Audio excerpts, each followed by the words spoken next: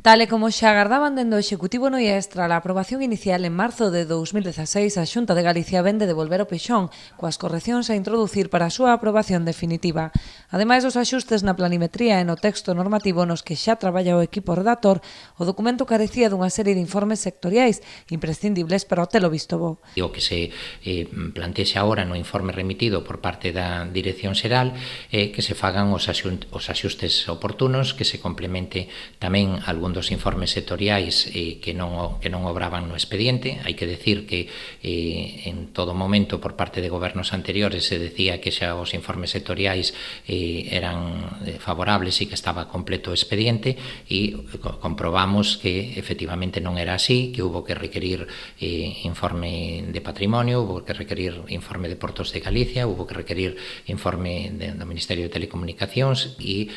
agora pois demóstrase que incluso tampouco existía o informe favorable de Augas de Galicia que garantiza a suficiencia do abastecemento de auga para a previsión de novas vivendas e para ese crecemento previsto. Por tanto, imos a seguir traballando no documento, sabemos que é un trámite latoso. Unha vez emitidos os informes e introducidos os cambios, o Concello volverá a reunir a Comisión de Seguimento do Peixón antes de remitir o documento novamente á Xunta. Unha vez que estén feitos esos cambios, se manterá unha reunión da Comisión de Seguimento do Plan Xeral, no que teñen presencia todos os grupos políticos da Corporación Municipal, e a partir de aí analizarase en que consisten eses cambios, farase a valoración correspondente. Eu entendo que é imprudente facer valoracións en tanto non sepamos exactamente en que consisten esas modificacións, porque son varios folios os cambios propostos. En algúns casos é adaptar a congruencia entre o texto escrito e a planimetría, e estáse dando pasos e traballando en aras de que ese documento quede aprobado definitivamente